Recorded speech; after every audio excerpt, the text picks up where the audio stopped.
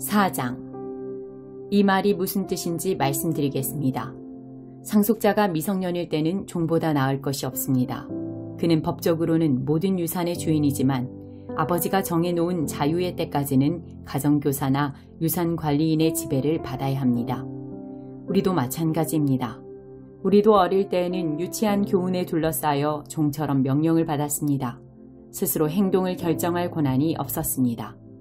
그러나 정하신 때가 찾아 아버지 하나님은 자기 아들을 보내셔서 우리와 마찬가지로 여자에게서 태어나게 하시고 율법의 제약을 받게 하셨습니다. 그것은 율법에 사로잡힌 우리와 같은 사람들을 건지시기 위해서였습니다. 그 결과로 우리는 자유인이 되어 정당한 상속자의 권리를 누릴 수 있게 되었습니다. 이제 여러분은 하나님의 자녀로 완전히 입양되었다고 자신 있게 말할 수 있습니다. 하나님께서 자기 아들의 영을 우리의 삶에 보내셔서 아빠, 아버지라 부르도록 하셨으니 말입니다. 하나님과 친밀한 대화를 나눌 수 있는 특권을 가졌으니 여러분은 이제 종이 아니라 자녀입니다.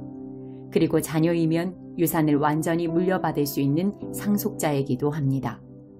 전에 여러분이 하나님을 개인적으로 알지 못하던 때에는 신성과는 아무 상관이 없는 신들에게 종노릇을 했지만 이제는 진짜 하나님을 알게 되었습니다.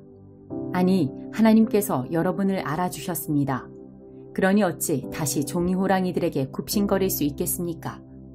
그런데도 여러분은 특정한 날과 절기와 해와 관련된 모든 전통과 금기와 미신을 두려워하며 꼼꼼히 지키더군요. 여러분과 함께 있으면서 기울인 나의 모든 수고가 연기처럼 사라질까 두려울 따름입니다. 사랑하는 친구 여러분, 내가 여러분과 함께 있을 때에 여러분의 입장에 서려고 노력했던 것처럼 여러분도 나의 입장에 서려고 노력해 주십시오. 그때 여러분은 참으로 다감하고 친절했습니다. 여러분은 개인적으로 나에게 함부로 하지 않았습니다. 여러분도 잘 알다시피 내가 여러분에게 메시지를 전하게 된 것은 내 육체가 병들었기 때문이었습니다.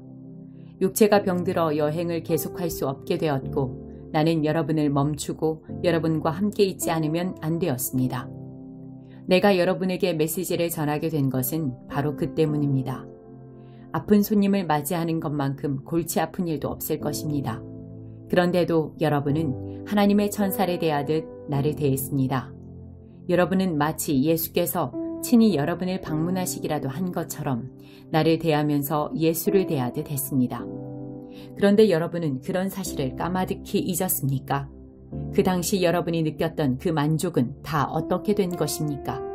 그때 여러분 가운데는 할 수만 있다면 내게 자기 눈을 빼주려고 한 이들도 있었습니다.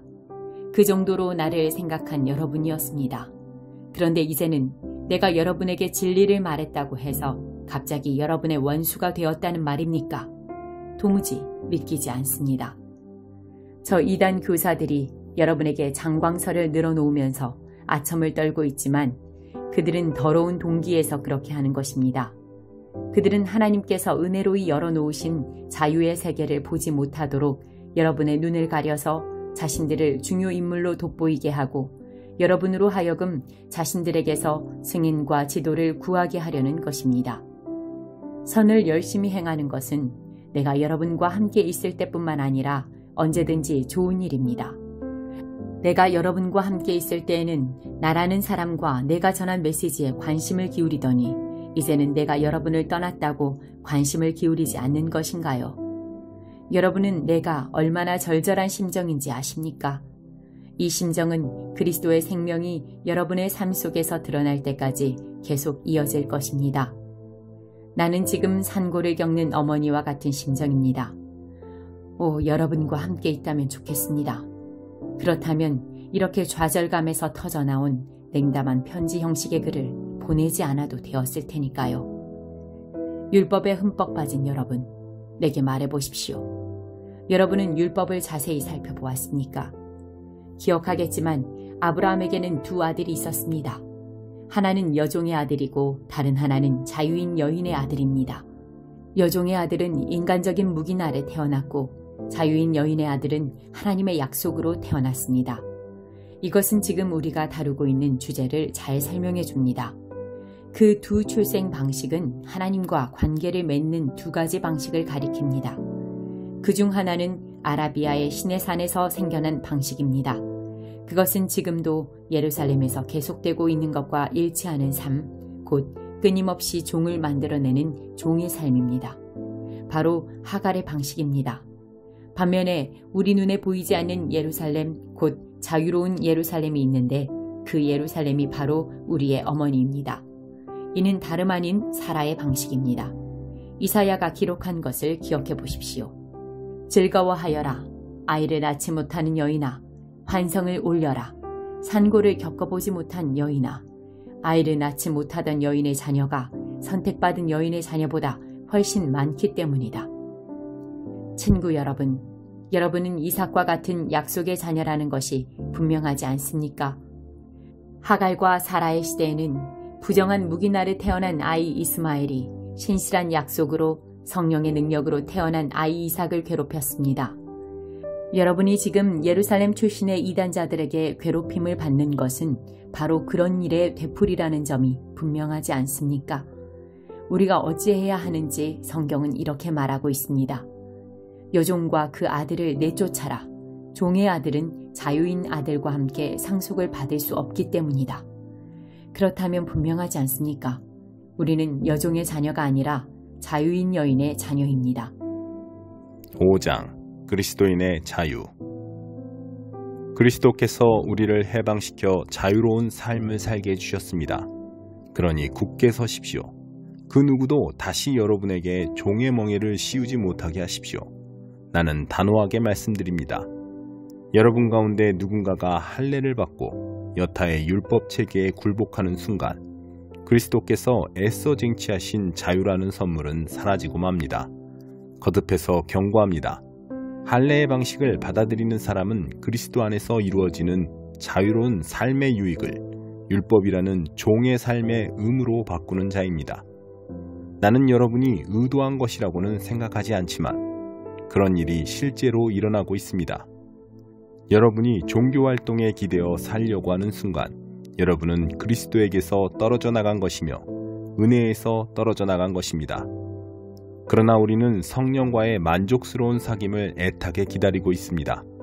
그리스도 안에서는 종교적 의무를 성실히 준수하거나 무시하거나 아무 차이가 없기 때문입니다. 중요한 것은 그보다 훨씬 내적인 것입니다. 그것은 다름 아닌 사랑으로 표현되는 믿음입니다. 여러분은 아주 잘 달리고 있었습니다. 그런데 누가 여러분의 길에 끼어들어서 여러분을 참된 복종의 길에서 멀어지게 했습니까? 그러한 탈선은 애초에 여러분을 경주로 불러주신 분께로부터 온 것이 아닙니다. 이 말을 그저 한 귀로 듣고 흘려보내지 마십시오. 여러분도 알다시피 약간의 누룩이 순식간에 반죽 전체를 부풀어 오르게 합니다. 주님은 내 마음 깊은 곳에 여러분이 변절하지 않을 것이라는 확신을 주셨습니다. 그러나 누구든지 여러분을 흔드는 자는 하나님의 심판을 받게 될 것입니다. 내가 다마스쿠스 길에 들어서기 전에 그랬듯이 지금도 계속해서 할례의 방식을 전하고 있다는 소문은 터무니없는 것입니다. 만일 그렇다면 왜 내가 지금도 박해를 받겠습니까? 내가 그 낡은 메시지를 전하면서 이따금 십자가를 언급한다면 아무도 기분 상하지 않을 것입니다. 그처럼 물에 물 탄 듯한 메시지는 아무도 상관하지 않습니다. 할례에 집착하여 여러분을 선동하는 자들은 아예 끝까지 가서 거세하는 편이 좋겠습니다. 하나님께서 여러분을 자유로운 삶으로 부르셨다는 것은 틀림없는 사실입니다. 그러나 여러분은 그 자유를 방탕한 삶을 위한 구실로 삼지 마십시오. 여러분의 자유를 망치지 마십시오. 오히려 여러분의 자유를 사랑 안에서 서로 섬기는 일에 사용하십시오. 그것이야말로 자유가 자라는 길입니다. 우리가 하나님 말씀에 대해 아는 모든 것을 한 문장으로 요약하면 내 자신을 사랑하듯이 다른 사람을 사랑하라는 것입니다. 이것이야말로 참된 자유의 행위입니다. 여러분이 서로 물어뜯고 핥히면 얼마 못 가서 서로가 파멸할 것이니 조심하십시오. 만일 그렇게 된다면 여러분의 값진 자유가 설 자리가 어디에 있겠습니까? 내가 드리는 조언은 이러합니다. 자유롭게 살 때 하나님의 영이 이끌고 복돋아 주시는 대로 사십시오. 그러면 여러분은 이기심이라는 욕망에 휘둘리지 않게 될 것입니다. 우리 안에는 죄스러운 이기심이 자리하고 있는데 그것은 자유로운 영을 거스릅니다. 자유로운 영은 이기심과 양립할 수 없습니다. 그 두 가지 생활 방식은 정반대입니다. 여러분은 그날 기분에 따라서 어떤 때는 이렇게 살고 어떤 때는 저렇게 살 수 없습니다. 성령이 이끄시는 삶을 선택하여 율법이 지배하는 변덕스런 욕망의 삶에서 빠져나오십시오. 여러분이 항상 자기 마음대로 살려고 할 때 여러분의 삶이 어떻게 될지는 아주 분명합니다. 사랑 없이 되풀이되는 값싼 섹스, 악취를 풍기며 쌓이는 정신과 감정의 쓰레기, 과도하게 집착하지만 기쁨 없는 행복, 껍데기 우상들, 마술쇼 같은 종교, 편집증적 외로움, 살벌한 경쟁, 모든 것을 집어삼키지만 결코 만족할 줄 모르는 욕망, 잔인한 기질, 사랑할 줄도 모르고 사랑받을 줄도 모르는 무력감, 찢겨진 가정과 찢어진 삶, 편협한 마음과 왜곡된 추구, 모든 일을 경쟁자로 여기는 악한 습관, 통제되지도 않고 통제할 수도 없는 중독, 이름뿐인 꼴사나운 공동체 등이 그것입니다. 더 열거할 수도 있지만 그만하겠습니다. 여러분도 알다시피 내가 여러분에게 경고한 것이 이번이 처음은 아닙니다. 여러분이 자신의 자유를 그런 식으로 사용하면 여러분은 하나님 나라를 상속받지 못할 것입니다. 그러나 우리가 하나님의 방법대로 살면 어떤 일이 일어날까요? 과수원에 과일이 풍성히 맺히는 것처럼 하나님께서 우리의 삶에 여러 가지 선물, 다른 사람들에 대한 호의, 풍성한 삶, 고요함 같은 것들을 풍성히 주실 것입니다. 또한 우리는 끝까지 견디는 마음과 긍휼히 여기는 마음과 사물과 사람들 속에 기본적인 거룩함이 스며들어 있다는 확신을 갖게 될 것입니다. 우리는 충성스럽게 헌신하고 우리가 살아가는 방식을 강요하지 않으며 우리의 에너지를 슬기롭게 모으고 관리할 수 있을 것입니다. 율법주의는 이와 같은 삶을 자라게 하는데 아무 도움이 되지 않습니다. 그저 방해만 될 뿐입니다. 그리스도께 속한 사람들에게는 자기 마음대로 사는 삶이나 남들이 필요하다고 말하는 것에 부하내동하는 삶이 영원히 끝났습니다. 그들은 그런 삶을 십자가에 못 박았습니다. 이것이 우리가 선택한 삶, 곧 성령의 인도를 받는 삶이니 그 삶을 그저 머릿속 상상이나 마음속 감정으로 여기지 말고 그 삶에 담긴 뜻을 우리 삶 구석구석에 힘써 적용하십시오. 마치 우리 가운데 누구는 더 낫고 누구는 모자라기라도 한 것처럼 비교하지 말아야 한다는 뜻입니다. 우리에게는 살면서 해야 할 훨씬 흥미로운 일들이 많습니다. 우리는 저마다 하나님의 독특한 작품입니다. 6장 십자가만 자랑하는 삶. 친구 여러분, 창조적으로 사십시오. 누군가가 죄에 빠지거든 너그러운 마음으로 그를 바로잡아주고 여러분 자신을 위해 비판의 말을 아끼십시오. 여러분도 하루가 가기 전에 용서가 필요하게 될지 모르기 때문입니다. 눌린 사람들에게 몸을 굽혀 손을 내미십시오. 그들의 짐을 나누어 짐으로써 그리스도의 법을 완성하십시오. 자신이 너무 잘나서 그런 일을 할 수 없다고 생각한다면 여러분은 대단한 착각에 빠진 것입니다. 여러분 자신이 어떤 사람이며 여러분에게 맡겨진 일이 무엇인지 조심스럽게 살핀 다음에 그 일에 몰두하십시오. 우쭐대지 마십시오. 남과 비교하지 마십시오. 여러분은 저마다 창조적으로 최선의 삶을 살아야 할 책임이 있습니다. 여러분이 스스로 설 수 있을 만큼 성숙해진 것은 훈련을 받았기 때문인데 여러분은 여러분을 훈련시킨 사람들과 넉넉한 마음으로 삶을 공유해야 합니다. 여러분이 소유한 것이든 경험한 것이든 온갖 좋은 것을 함께 나누어야 합니다. 착각하지 마십시오. 어느 누구도 하나님을 속일 수 없습니다. 사람은 심은 대로 거두게 마련입니다. 다른 사람의 사정은 아랑곳하지 않고 하나님을 무시하고 이기심을 심는 사람은 잡초를 거둘 것입니다. 그런 사람은 자기만을 위해 살면서 온통 잡초만 키워낼 것입니다. 그러나 하나님께 대한 응답으로 심고 그것을 키우는 일을 하나님의 영에게 맡기는 사람은 참된 삶, 곧 영생이라는 알곡을 거둘 것입니다. 그러니 선을 행하되 지치지 마십시오. 포기하거나 중단하지 않으면 때가 되어 좋은 알곡을 거둘 것입니다. 그러므로 이제 기회 있을 때마다 모든 사람의 유익을 위해 힘쓰십시오. 믿음의 공동체 안에 있는 가까운 사람들에게부터 그 일을 시작하십시오. 마지막으로 나는 내가 여러분에게 말씀드린 것이 얼마나 중요한지 강조하기 위해 이렇게 굵은 글씨로 손수 씁니다. 할례의 방식을 여러분에게 강요하려는 자들에게는 오직 한 가지 동기밖에 없습니다.